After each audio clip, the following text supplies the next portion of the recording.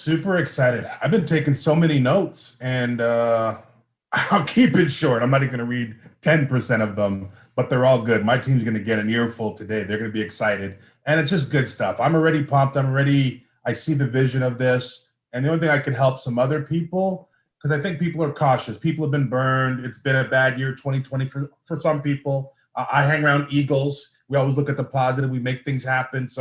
But what I want to say is this is a lot of people's chance. I like that you talked about hope. That was a whole paragraph that I have.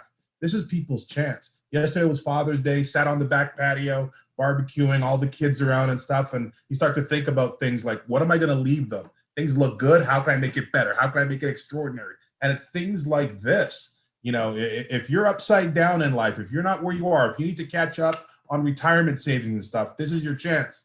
And the one thing that gets me a little bit sad, I guess, or whatever, is I see the quality of people's questions and all the people that are a little bit more financial trouble, a little bit, I don't want to say broke or poor or whatever, but, you know, just a little bit more risk averse. Their questions are always like, what if it goes to zero? What if it doesn't launch? What if it doesn't make it? What if it doesn't work? And, you know, how do you know it's going to be $5 to start? Are you sure? And I know people got to be careful with limited funds that they may have available.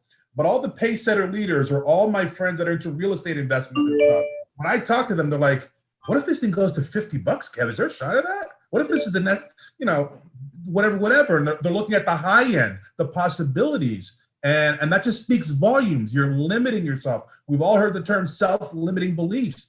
What if is just a made up thing, right? We don't know what it is yet. So why are you choosing to be what if it goes to zero? What if it goes to 10,000? I know that's ridiculous and people are rolling their eyes, Kev, you know, but even $18, and you got this at 10 cents to be the best thing other than the birth of your children and meeting your spouse that happened to you in your life.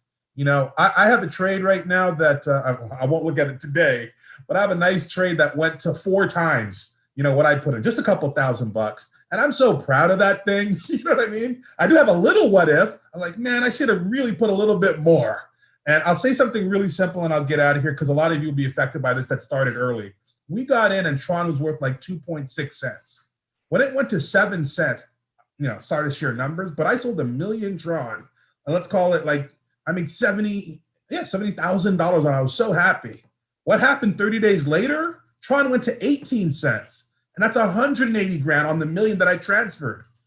I'm happy because I made 70 grand out of thin air, but I've been more mad that I didn't cash in on the 180. What am I talking about here? Well, we all have a decision to make. Are you going to buy 1 token, 1,000 tokens, 100,000 tokens, whatever? No one's going to twist your arm and tell you to buy more than you should. No one's going to try to trick you into overspending.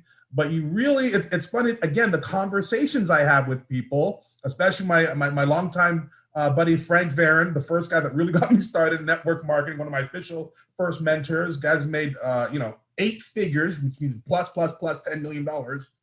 We talk every single day for no less than an hour, trying to come up with the number. At first, I'm just going to put in 20 grand. He's like, really? Why? Well, you know, 20 grand at 5 will be 200,000 tokens at 10 cents if we get them all at that price. That'll be 200,000, tokens. It'll be $1 million. He's like, yeah, you really think that's going to happen? I go, I'm like 99% pretty sure it's going to happen. He goes, well, if you're sure it's going to make $1 million, why wouldn't you put in 40 grand and make 2? I was like, you know what I mean? We're just scaling up the whole time. So anyways, I'll be quiet because a lot of other great people have to, but really get out a pen and a pad, think about this, ask the right questions. And I'll say this, we all know this little quote. When you die, or people that are on their deathbed, so to speak, you know, if you're fortunate enough to not go quickly, you have time to reflect on life. People are more sad and have more regrets about the things they didn't do versus the things that they did that didn't work. So for instance, back to that example of me and Frank talking, if I put in 20 grand, and let's say worst case scenario, I lose the 20,000, something goes wrong, whatever, which I can't even see how that would happen, but let's just say, when I'm dying, hopefully 20, 40, 50, 50 years from now, am I going to really care about that 20 grand, even if it was a lot to me at the time?